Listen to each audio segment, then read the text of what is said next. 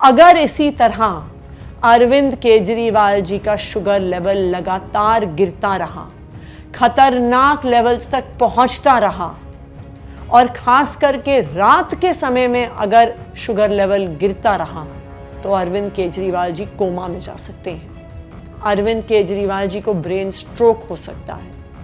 अरविंद केजरीवाल जी की ब्रेन को permanent damage हो सकता है।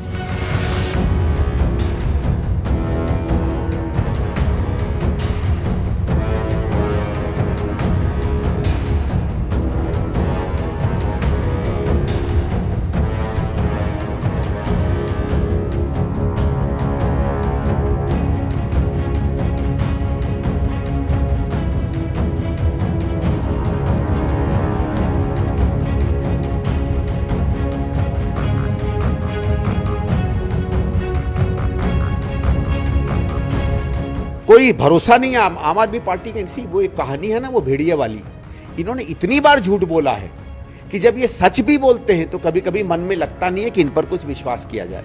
तो मैं आतिशी जी से और इन लोगों से कहूंगा कि ये सब चीजें आप कर रहे हैं, थोड़ी अपनी विश्वसनीयता भी बढ़ाइए। Today, even their own allies in India Alliance are questioning their propaganda, whether it is Sandeep Dixit or whether it is Abhishek Dutt, who said that because of your Bhrashtachar and lies, we have lost the election.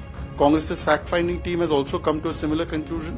So this shows that even India Alliance is not ready to accept the propaganda and lies of Aam Aadmi Party. Their credibility is at an all-time low.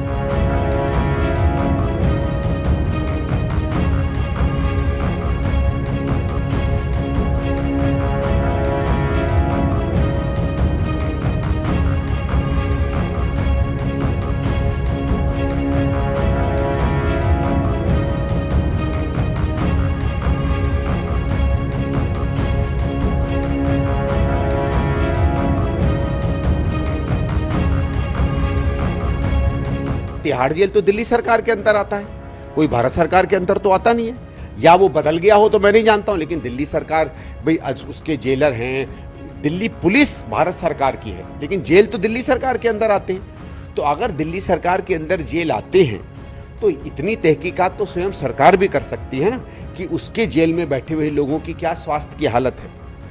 तो मैं ये कह रहा हूँ कि इसको public करके सार्वजनिक करने के में और सिर्फ ये कहने का कि भारतीय जनता पार्टी पर शक हो रहा, तो या तो ये है कि भारतीय जनता पार्टी इनके प्रशासित जेल के अंदर भी कुछ कर रही है, अगर इनका तथाकथित रूप से जो कह रहे हैं सही है। नहीं तो मेरा ये कहना है कि इस पर आप भी राजनीति नहीं करें, भारतीय जनता पार्टी को भी राजनीति नहीं करनी चाहिए।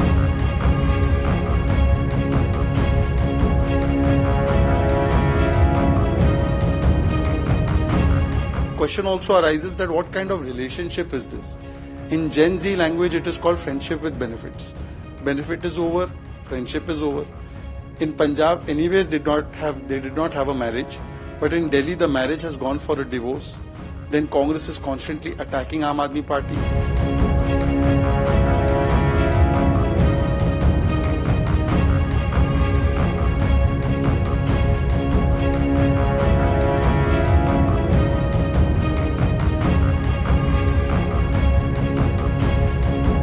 देखिए, अलायंस पहले से ये बहुत साफ है कि ये अलायंस लोकसभा चुनाव के लिए था। लोकसभा चुनाव हमने ईमानदारी से मिलकर के लड़ा है। दिल्ली जो विधानसभा का चुनाव है उसके लिए देश भर में कोई गठबंधन नहीं है और दिल्ली के अंदर दिल्ली की जनता के साथ मिलकर के हम इस लड़ाई को लड़ेंगे और जीतेंगे।